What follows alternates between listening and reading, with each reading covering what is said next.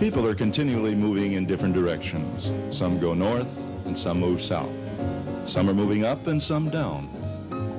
Some people have to work at getting where they're trying to go. For some it's a snap, and yet others can't make it. The problems that beset us can be of all kinds. They can be habits which bother us or bother others. They can be emotional or social. They can be physical handicaps. If you'd like to get somewhere, regardless of where you are now or how you got there, these sessions are directed at you. The title of this show is, Where Do We Go From Here? Dr. Goldiamond, I know you've thought a great deal about the title. What exactly led you to choose that question? Well, that was a question which I found to be extremely useful when I was in the hospital and found out that I would be using a wheelchair probably for the rest of my life instead of my legs. Well, isn't that a very shocking discovery? Doesn't that really set you back? Oh, I was already on my back, flat on my back, as a matter of fact. Nowhere else to go? Nowhere else to go. And if I had dwelt on that setback, I'd still be there. Instead, I sort of asked myself the question of, here I am, where do I go from here? I sort of knew where I wanted to be. And now, after asking the question, where do I go from here, the next question came, well, how do I get there? And I tried to figure out different ways to get back, or to try to get back. Well, you mean you made up a program as you went along? Well, little programs along, and I was soon so busy trying to figure out what to do that I didn't concentrate or think about, gee, what I now can't do. If we're talking here about the physical, the emotional, the behavioral problems, getting along with people, involving probably an infinite number of things now, aren't we taking on a big order here for an 8-session program? This is a big order for a lifetime, not just 8 sessions. What we're going to talk about is an approach which has found to be useful in developing individualized and highly flexible programs in a whole variety of areas. Now, we certainly can't tell each of you what to do, nor can I tell you what to do. Some of the problems may be simple, that is, some of the programs, and we'll be using that word instead, some of the programs may be simple, some will require more work, and some will require the assistance of a professional. But even in this case, the professional is part of the program. He is there to help you get what you want and what you need, given what you are right now. And we have to assess then, where do we go from here? Well, now that's still a big order, so how do we go about that in a systematic way?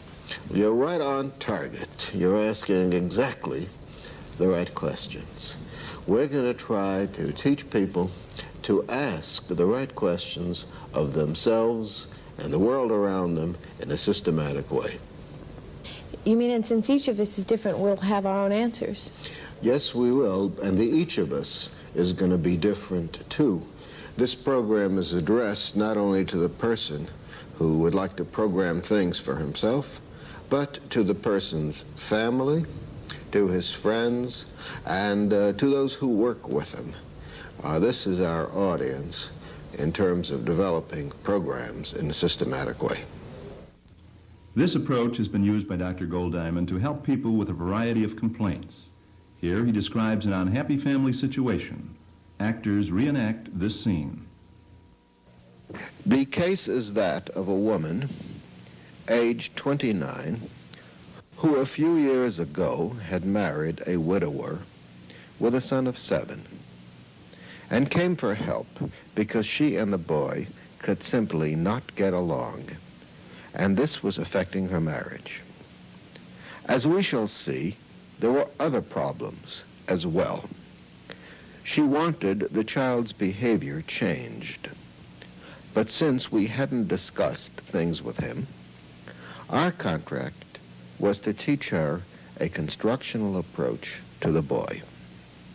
One of the problems was that every week on Friday, he came in after play with his blue jeans ripped and she was beside herself with fury at what she regarded as continual provocation.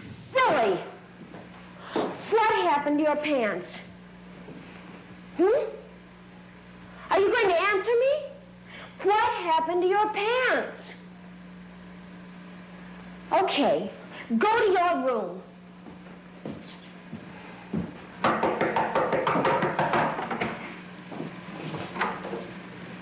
Hello, Billy. As you can notice, she showed concern only when his pants were ripped on Friday. I said, how about kissing him on the head when he comes in with his pants unripped on the other 6 days? She said, I can't do that. I hate him. Wow. Remember, he's her stepson, and all kinds of marital problems are involved. We could go into this further, but let's take the assumption that people can intensely dislike others who interfere with them, who create extra work for them, with whom they fail, and so on. The task was to get pleasant relations going and to produce joint success. Rather than concentrating on his messy room, which was beyond her control, and for those of us who have children whom we love, their rooms are often beyond our control, I asked what goes almost well, that with a teeny bit of effort we can make perfect. She said, he loves to set the table for his father, but he always messes it up. Billy, how many times do I have to tell you how to set the table? Did we just go through this last night? Okay, now, this is the way I want it done from now on. Get it? Do that. Let me see that you can do it.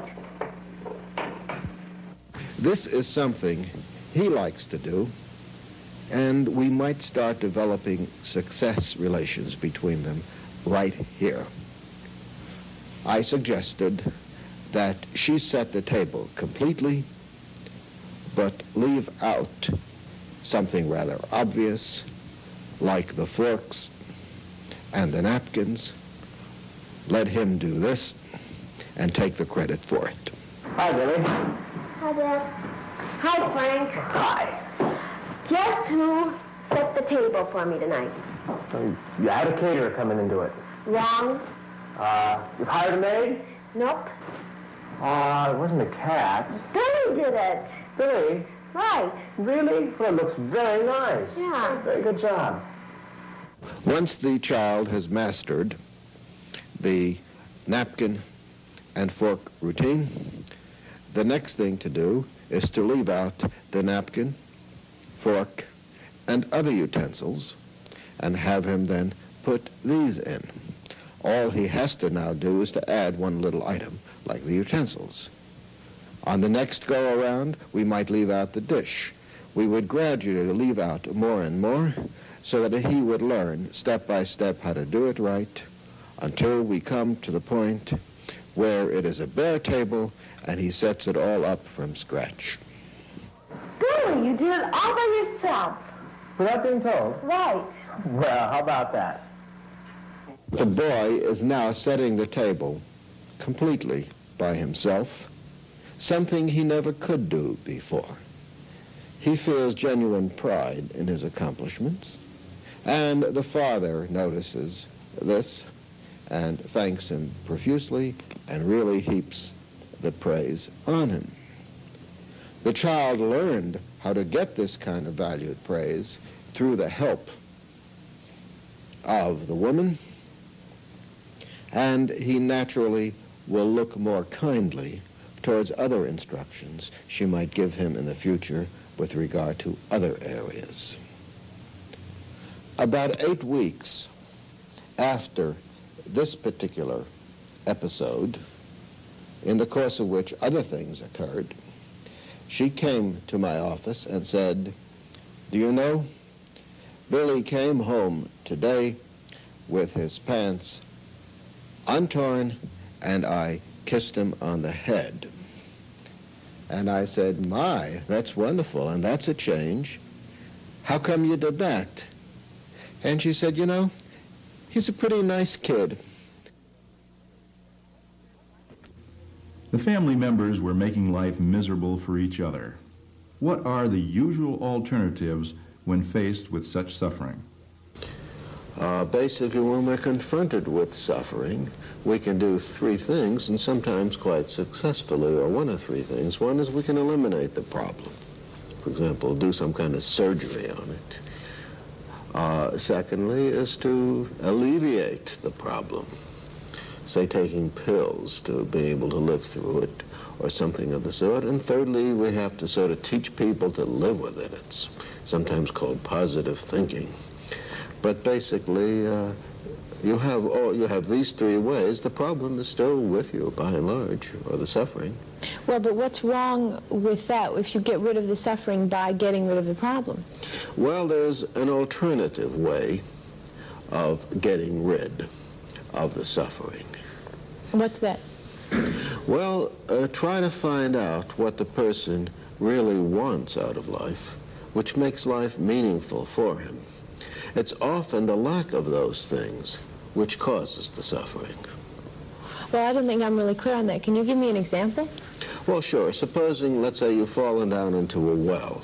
You're walking along, reading a book or something, then bloop, you're right down in the well.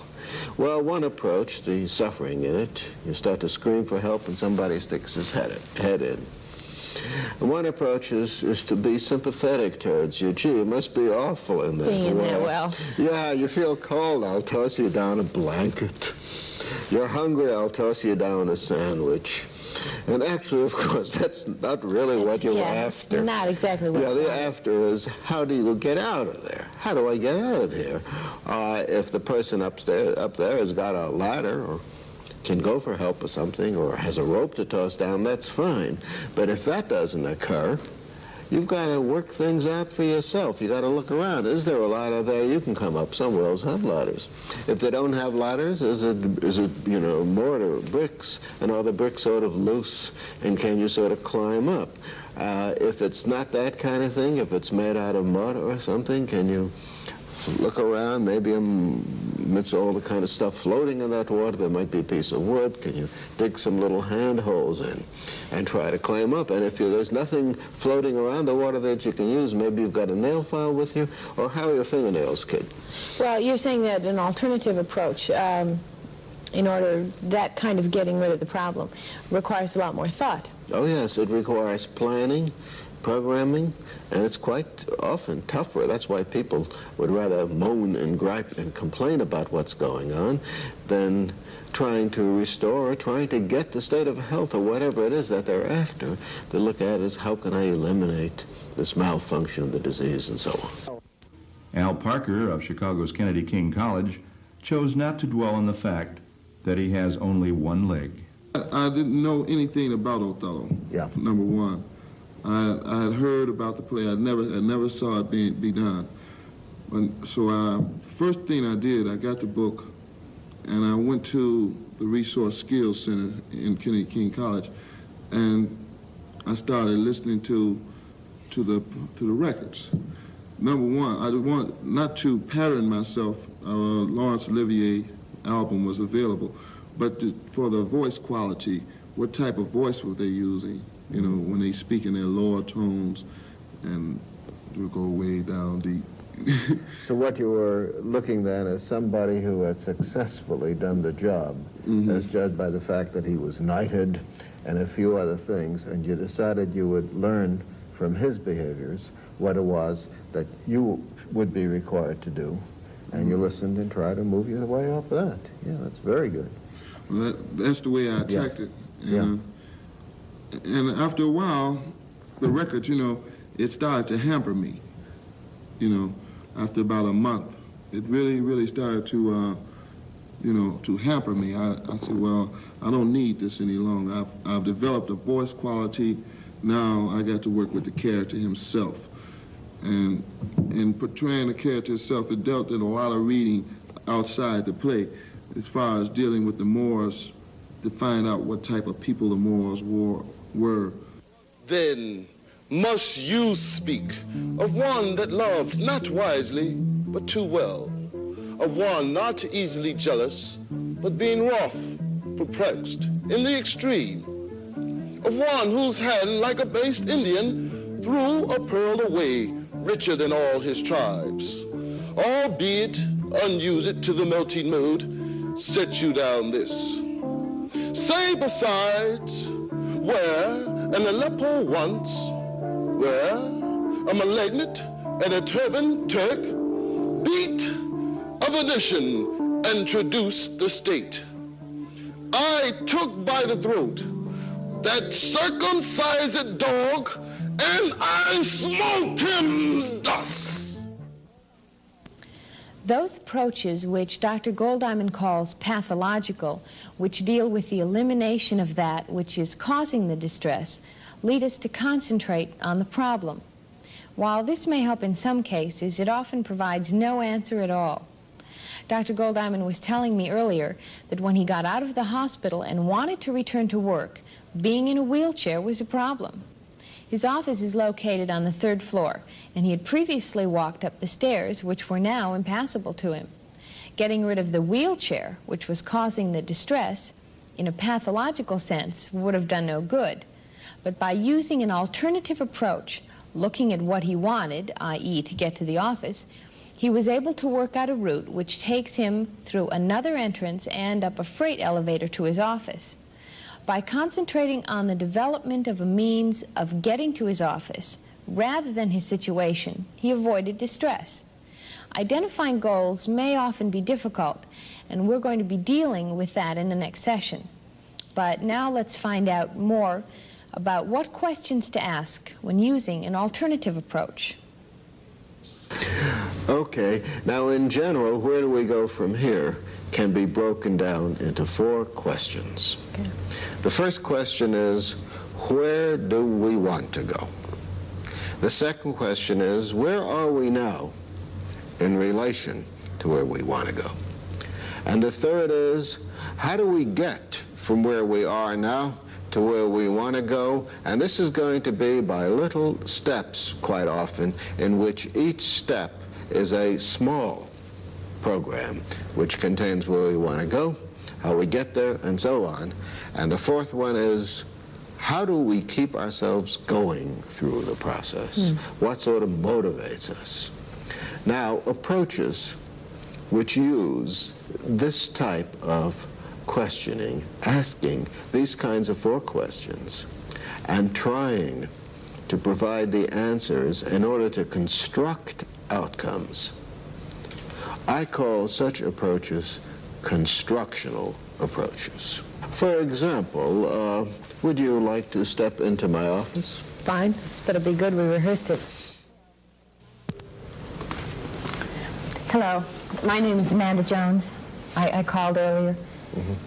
You were complaining about headaches and other problems? Well, I haven't been sleeping very well, and I've been taking sleeping pills, and they're just not doing any good. You had mentioned some other problems as well on the phone. Well, you see, my husband's in the Foreign Service, and dear Henry has had him transferred to Moscow within 3 months. Now, I don't speak a word of Russian. Well, anyway, at least he's not going to Siberia. Yes. Tell me now, have you tried to learn Russian? Well, of course, but the alphabet's not the same, and I'm not too good at languages anyway, and every time I look at one word, I go into a complete tizzy, and I don't know what to do. What would you do if confronted by the woman for whom the Russian alphabet provides only upset and distress? We'll find out what Dr. Goldiamond's solution is in the next session. A pathological approach might deal with the reasons for the phobia. Try asking the questions which a constructional approach uses. Remember them? They are, first, where do we want to go? What is the goal? And what is it that you want out of life? Once we know that, the second question is, where are we now in relation to the goal? What can you do that is an approximation of your goal? What are your strengths or skills that you might be able to harness in trying to achieve the goal? Third, how do we get from where we are now to where we want to go? What is the program which will succeed in harnessing those strengths and skills and proceeding to the goal? Lastly, how do we keep going through the program? Good programming always takes this last question into account. Often, simply succeeding at each step is adequate, or maybe there are other rewards for finishing a step. Sometimes we have to build in motivation, relying on others to help us out. In a future session, Dr. Goldiamond explains in detail how he and the staff of his Behavior Analysis Research Lab worked with stutterers. They came in sounding like this. When I talk in unison with someone else, let's say, for instance, if you were to read a section of a paragraph and I were to read the exact same section, I would talk at the same rate as you and I would keep up with you. Also, as I've said before, I can talk fine when I talk to Pete of a metronome because there's rhythm there. Also, I can also talk fine when I'm completely alone. If there's no one around or within earshot range, for some reason, I'm not as nervous and I can speak. The objective of the program for John and his twin brother Jim was a new fluent speech pattern. They are not taught how not to stutter. Simply not speaking is one way of preventing stuttering. Instead, they were taught a fluent, natural-sounding pattern of speech. Here, John, part of the way through the program, talks with Dr. Goldiamond. What's been happening with regard to your speech? In regard to my speech, I find that I am more fluent and I can talk better in more difficult situations. Well, you certainly do sound far more fluent now than when we... I'm very nervous.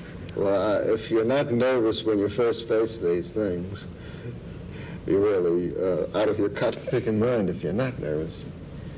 I was once on my first TV program, I recall, I was teaching a course in Arizona, and I had to appear at a meeting. And so what happened was that I couldn't, hear myself, so I heard myself on tape. And I said, my God, I was stuttering all over the place. And so it's natural when you're like this. But I think with all your nervousness, you're doing very well. As the statement goes, if you speak like this when you're nervous, let's have more nervousness. Okay. So how are things going with your relations to Jack? Well, see, with Jim. Go.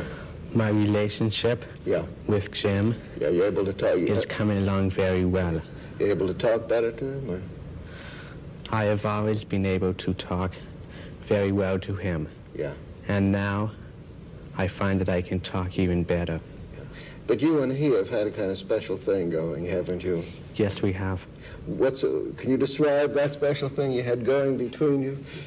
I think the special thing is that we were born on the same day. Yeah. In other words, we're twins. Yeah. But in terms of talking to each other, didn't you have a special language which you used with each other? My parents tell me that when I was very young, that me and Jim had the same kind of speech that we said to each other. Yeah. You may be following this series of 8 as a course for your personal use or amusement, or for both. Whichever, there are certain procedures which I think you should know about. First, Amanda and I will discuss a point and chew on it somewhat thoroughly. Then we will try to demonstrate it, either through dramatizations based on real-life experiences, or by presenting people who have developed actual programs and answers to certain problems that they had, or through presenting the programs themselves, or by demonstrations elsewhere. And as you've seen, I'll then be summarizing the various points. And at that time, the main points will appear on the screen like this. If you're registered for the course, study manuals are also available. Okay. This first session is an introduction to the series and to the constructional approach. In the next session, we'll find out how Dr. Goldiamond treats Amanda's fear of Russian, using a program which builds on her current strengths and skills. In addition, we'll go into more detail about answering the first 2 questions. Where do we go from here? and where are we now, as well as briefly talk about programs. In sessions 3 and 4, we deal with motivation and how to identify what really motivates each of us. We call session 5, People Make Sense. In it, we use what we've learned about motivation to examine and dispel a number of misconceptions. In sessions 6 and 7, we get down to the nitty-gritty of program design and how to set up programs that work. In the final session, we take a detailed look at a program that does work.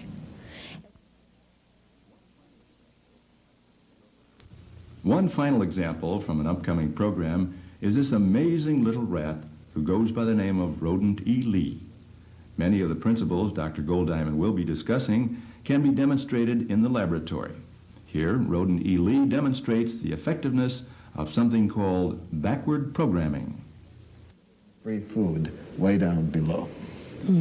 Then he was trying, we call the shaping, to press the lever to get the food. Then once that behavior was well acquired, and he could just really do it, then that having been done, he was put into that little elevator way up on top. And now he looks down around the elevator, and there's that lever down there. How do we get there? So he's got to find a way to get there. So then he learns the shape to pull on the latch. Then once he's got that mastered, now he's then put in front of the tunnel. And there is that good old elevator. So he goes through the tunnel, into the elevator, presses down, and you keep on working all the way down, backwards. And finally, the whole thing reels itself off in the exact opposite way. Now, this kind of sequence for training is what is known as a backward program. It's one of 2 types of backwards programming. This is a rather simple program. You can actually develop way more complex backward programs. But this one, it turned out that Rodent E. Lee performed before the crowned heads of Arizona. By now, you should have a pretty good idea of the type of approach Dr. Goldiamond will be discussing in this series. What he calls constructional approaches are used by all of us every day. Step-by-step approaches to our own goals with success at each step typify such programs. To close, this conversation with Emmett Barlow sums up the attitude of people who use such approaches in their everyday lives. You know, like, I would be ashamed to, really get up on a big stage and try to dance, although I do like to dance, and I love music. Like something like that, I would be kind of afraid of. But a small group with, just our club, I'm right there with them. Incidentally, on this dancing business, you don't like to dance when you're part of a large group, but in an intimate group. Right. How different are you from a lot of other people who also don't like to dance when they're part of a large group, but do like to dance part of a small group? Or other people who in the presence of their friends relax, but in the presence of a large group feel ill at ease. The research reported in this series was supported in part by grants from the State of Illinois Department of Mental Health.